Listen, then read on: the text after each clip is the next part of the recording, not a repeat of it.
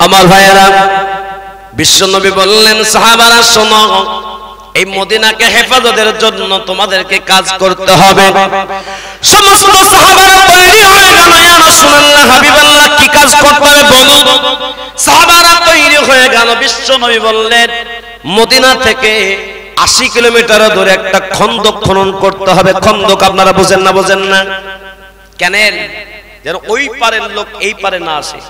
আমি 2019 সালে আমি গিয়েছিলাম উমরা হজ করতে। তা আমি বলেছিলাম মুআল্লিম সাহেবকে, মৌলানা সাহেব আমার সব থেকে ফেভারিট এই বক্তব্যটা আমি নিজে চোখে গিয়ে আমি বায়ান করব, দেখব। আমাকে নিয়ে গেল 80 কিলোমিটার দূর। আল্লাহু আকবার।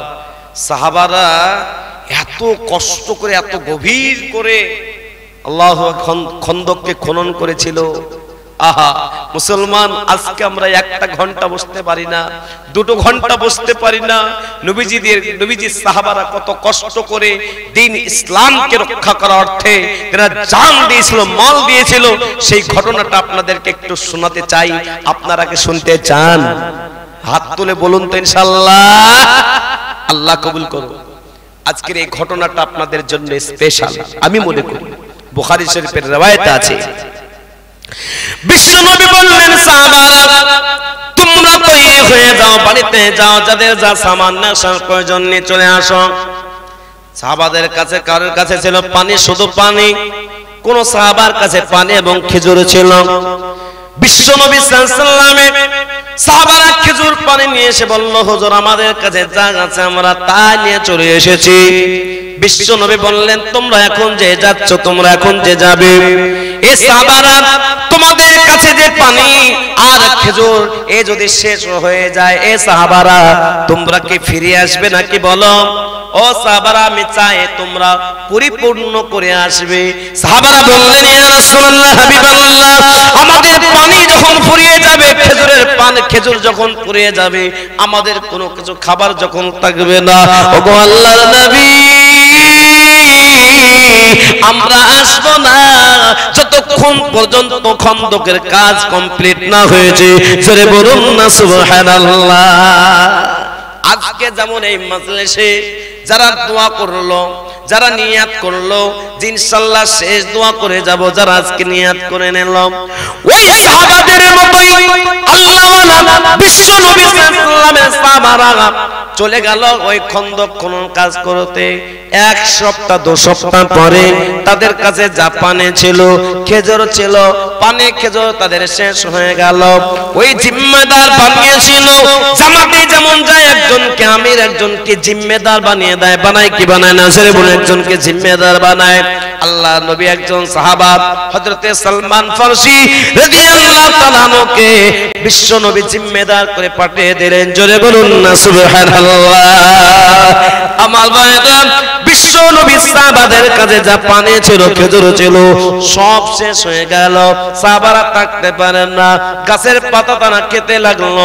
গাছের পাতা যখন খেতে লাগলো, যেমন বকরিতে পেশাব করে, ছাগলে যেমন আপনার পেশাব করে, পায়খানা করে, সাহাবাদের পেশাব পায়খানা এমন হয়ে গেল। কিন্তু তারা খন্দকের কাজ না কমপ্লিট করে তারা কেউ বাড়ি যাবে না। কথা দিয়েছেন নবীজিকে। জোরে বলুন সুবহানাল্লাহ। মুসলমান শুনে ইসলাম বড় কষ্ট করে এসেছে। আল্লাহ নবী সাল্লাল্লাহু আলাইহি ওয়াসাল্লাম সাহাবাদেরকে বলেছেন সাহাবারা কমপ্লিট না পর্যন্ত আসবে না। সাহাবারা গাছের পাতা শেষ করে দিল এলাকার। এবার আপনার শাল গাছের ছাল খাওয়া শুরু করে দিল। শাল শেষ হয়ে গেল। বিশ্ব নবীর সাহাবারা থাকতে পারে না। বিশ্ব নবীর সাহাবারা বলল, জিম্মেদারকে বলল, গো সালমান ফারসি আমাদের জন্য যদি আপনি একটু পানির ব্যবস্থা করেন, তবে আমরা একটু পানিটা আমরা পান করব, জিভাটাকে একটু তরুতাজা করব। ওগো আমাদের জিম্মেদার, একটু পানির ব্যবস্থা করুন। হযরত সালমান ফারসি রাদিয়াল্লাহু তাআলা বললেন, যাও যাও, ওই যে পাহাড়টা দেখতে পাচ্ছ, ওই পাহাড়ের ঝর্ণা থেকে এক ফোঁটা একটু করে পানি পড়ছে। অঞ্জলিতে নিয়ে ওই পানি জিভা দিয়ে এমন করে চেটে চেটে চেটে চেটে জিভাটাকে আপনার ভিজিয়ে দিত। সাহাবারা এইভাবে করে খন্দকের কাজ করলো। তারপরেও সাহাবারা থাকতে পারে না, আর তারা পানি পায় না। আপনার পিপাসা মেটে না, সাহাবারা থাকতে পারে না। সাহাবারা হযরতে সালমান ফারসিকে বললেন, ওগো আমাদের জিম্মেদার,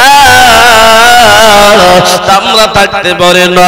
হযরতে সালমান ফারসি বললেন, ওই যে একটা পাহাড় দেখতে পাচ্ছ, ওই পাহাড়ে অনেক পাহাড়ে পাথর আছে, ওই পাহাড়ের পাথরগুলো বড় ঠান্ডা, ওই ঠান্ডা ঠান্ডা পাথরগুলো তোমরা যদি পেটে বেঁধে নাও, আল্লাহ পাক রব্বুল আলামিন তোমাদের যে পিপাসাটা আছে এই পিপাসাটা নিবারণ হয়ে যাবে, আর পিপাসা লাগবে না।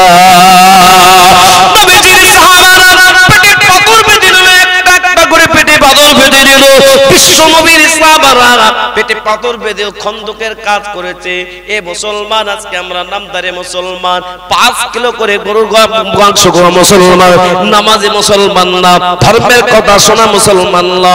আজকে আমরা মুসলমান, নামধারী মুসলমান হয়েছি। মুসলমান কাকে বলে?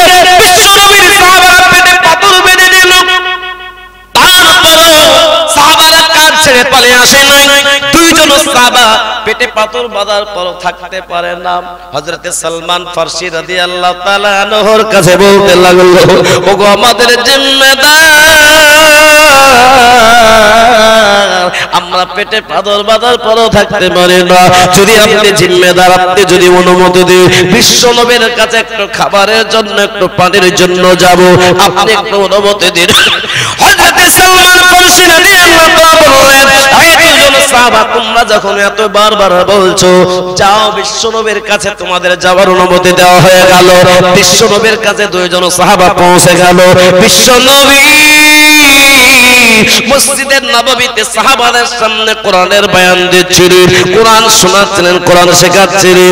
ও মাতাল্লাহ, বিশ্ব নবী সাল্লাল্লাহু আলাইহি ওয়াসাল্লামের সাহাবারা বসে বসে বসে খুব সুন্দর করে আল্লাহর নবীর দিকে তাওয়াজ্জুহ হয়ে বিশ্ব নবীর কথাগুলো শুনছিলেন।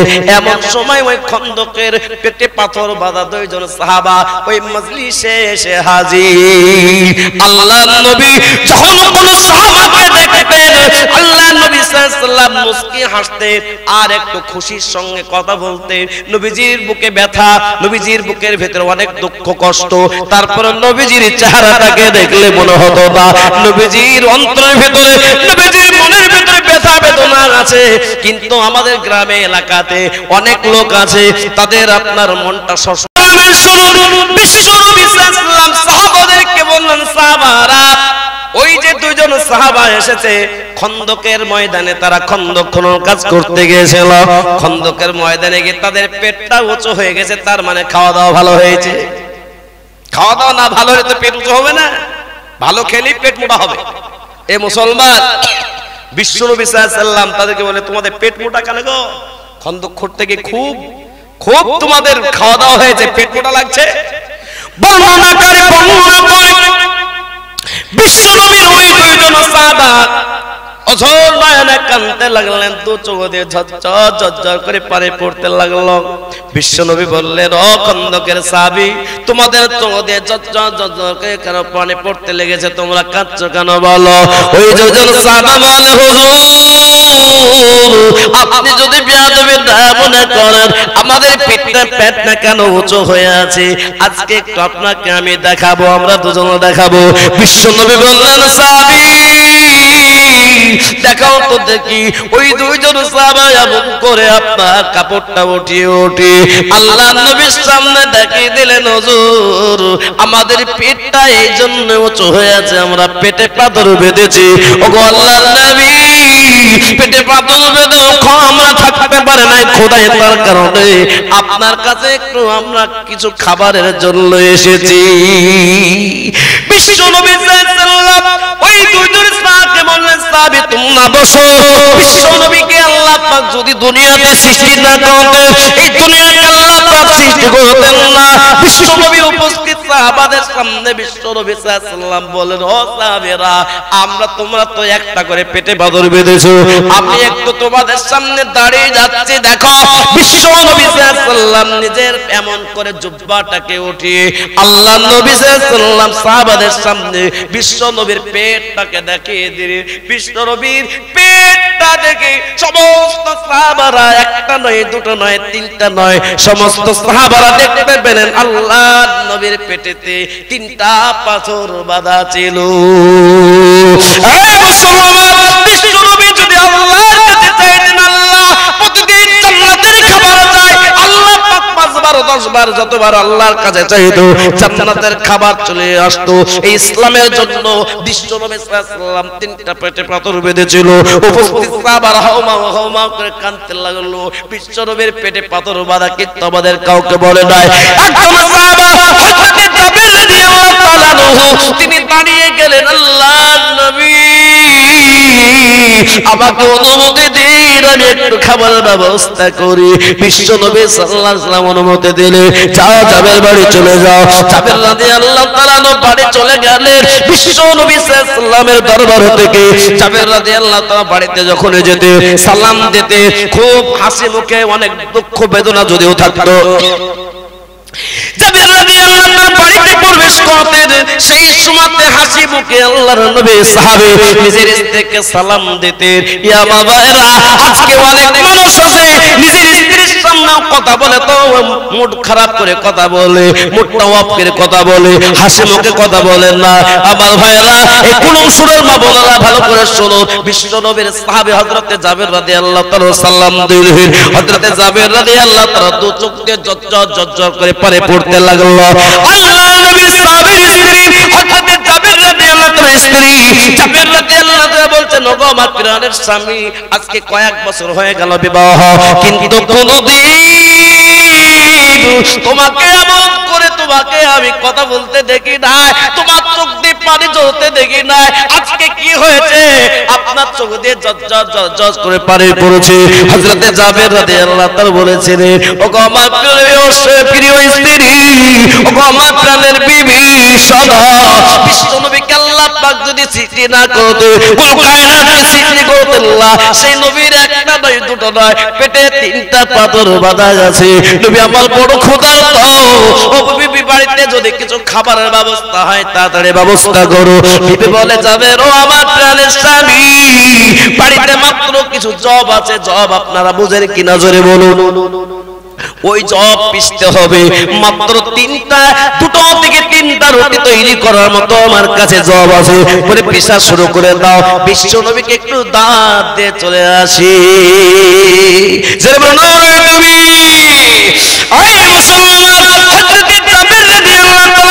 বিশ্বনবীকে দাওয়াত দিলেন, আর ওই খন্দক থেকে দুইজন সাহাবা এসেছিলেন, ওই দুইজন সাহাবাকে দাওয়াত দিয়ে দিলেন।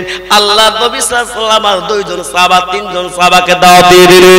আমার ভাইয়েরা, বিশ্বনবী বললেন, যাও তোমরা তৈরি করো। হযরতে জাবের রাদিয়াল্লাহু তাআলা মনে মনে ভাবছেন, বিশ্বনবীকে শুধু রুটি দেওয়া যায় না, ওই রুটির সঙ্গে তরকারি দিতে হবে। আল্লাহর নবীকে আজকে যখন খেদমতের আল্লাহ সুযোগ দিয়েছে, ভালো করে খেদমত করতে হবে। জাবের রাদিয়াল্লাহু তাআলা বাড়িতে একটা ছোট্ট আপনার বকরির বাচ্চা ছিল, ছাগলের বাচ্চা ছিল। ওই বাচ্চাটা জাবের রাদিয়াল্লাহু তাআলা মনে মনে ভাবছে, আমার স্ত্রী ওই বাচ্চাটাকে বড় ভালোবাসে, আমার স্ত্রী মনে আল্লাহ মহব্বত দিয়ে দাও। আল্লাহ পাকের নবীর সাহাবী হযরত জাবের রাদিয়াল্লাহু তাআলা বাড়ির ভিতরে যখন প্রবেশ করলেন, জাবের স্ত্রী বলছে, গো স্বামী, একটা দুটো তিনটা রুটি তৈরি করার মতো আটা তৈরি হয়ে গেছে, কিন্তু বিশ্ব নবীকে শুধু তো রুটি দেওয়া যাবে না। আমার এই প্রাণ, আমি যে ভালোবাসি বকরিটা, একটাই মাত্র বকরি, এই বকরির বাচ্চাটা জবাই করুন আর মাংস তৈরি করুন। বিশ্ব নবী সাল্লাল্লাহু আলাইহি ওয়াসাল্লামকে মাংস দিয়ে রুটি দিব, জোরে বলুন সুবহানাল্লাহ।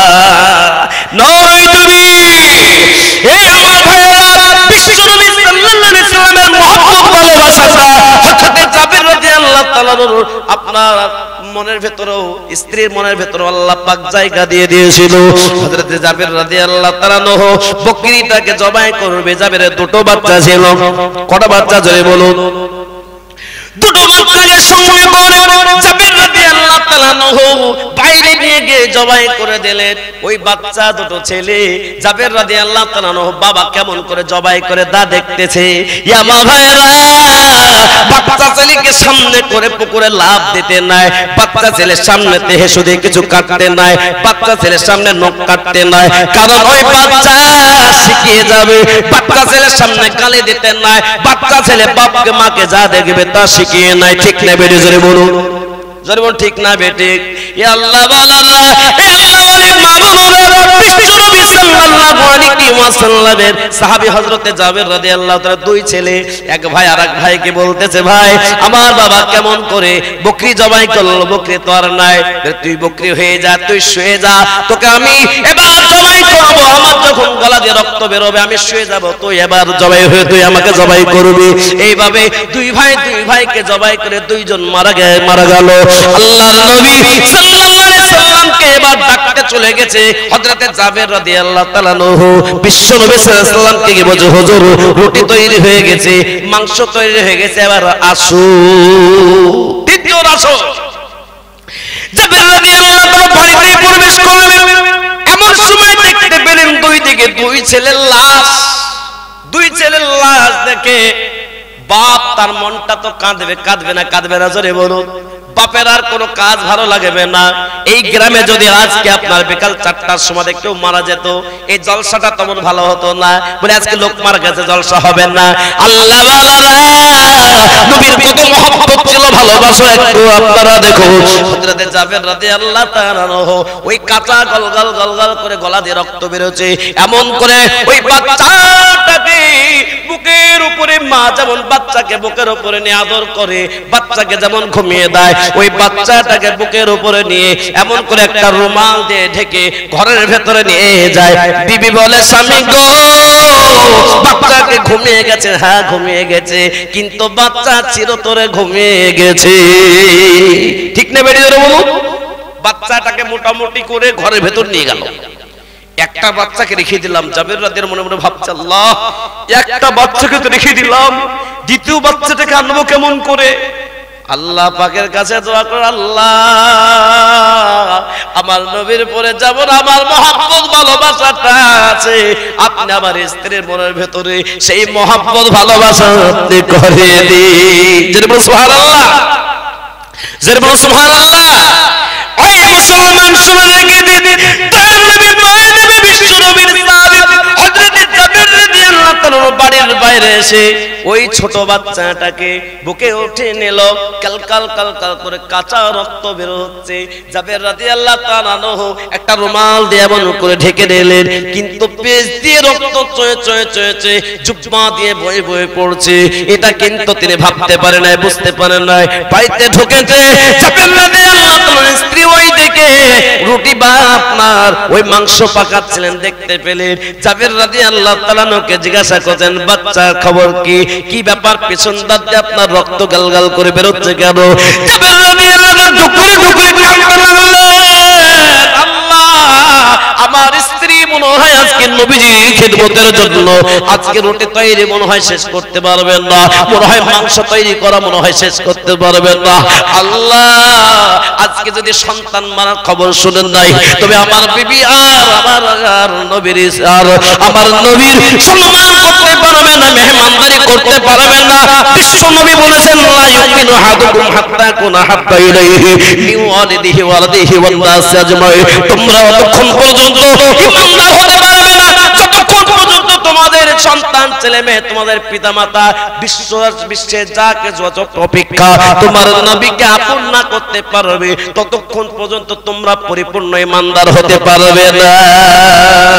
জাবের রাদিয়াল্লাহু তাআলা তিনি আর কোনো কথা বলতে পারেন না, টুকরে কাঁদতেছে।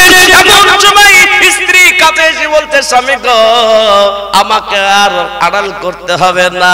স্বামী গো আপনার মনের ভেতরে আপনি চান যে আমি আড়াল হয়ে থাকি, আমি যেন না জানতে পারি। বাচ্চা মরে গেছে, বাচ্চা আল্লাহ দিয়েছিল, বাচ্চা মারা গেছে, তাতে কোনো সমস্যা নাই। স্বামী আপনি কাঁদবেন না, বিশ্ব নবী আসতেছে, তার মেহমানদারি করাতে হবে। বাচ্চা যত মারা গেছে, বাচ্চা দুটোকে ঘরের ভেতর ঢেকে রাখো, বিশ্ব নবীর মেহমানদারি করো।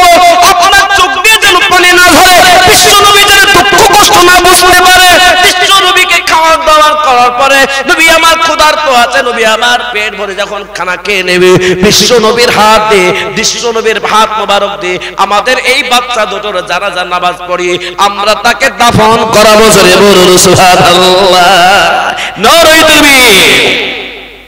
আমার ভাইয়েরা, হযরত নবী করিম সাল্লাল্লাহু আলাইহি ওয়াসাল্লামের সাহাবী হযরত জাবির রাদিয়াল্লাহু তাআলা আনহু, তিনি চোখটা মুছে বিশ্ব নবী একটা নয় দুটো নয় তিনজন সাহাবা, মাত্র তিনজন লোককে আল্লাহর নবীকে দুইজন সাহাবাকে দাওয়াত দিয়েছে, কিন্তু না না না না 1000 বেশি সাহাবাদেরকে বিশ্ব নবী সাল্লাল্লাহু আলাইহি ওয়াসাল্লাম সঙ্গে করে নিয়ে এসেছে। এই খন্দকের সাহাবীরা, তোমরা পেটে কদল বেঁধেছো, আজকে তোমাদেরকে জাবেরের বাড়িতে আজকে দাওয়াত, আজকে তোমাদেরকে উত্তম খাবার খাওয়াবো। সব সাহাবারা এমন করে হাজির হয়ে গেল জাবেরের বাড়িতে।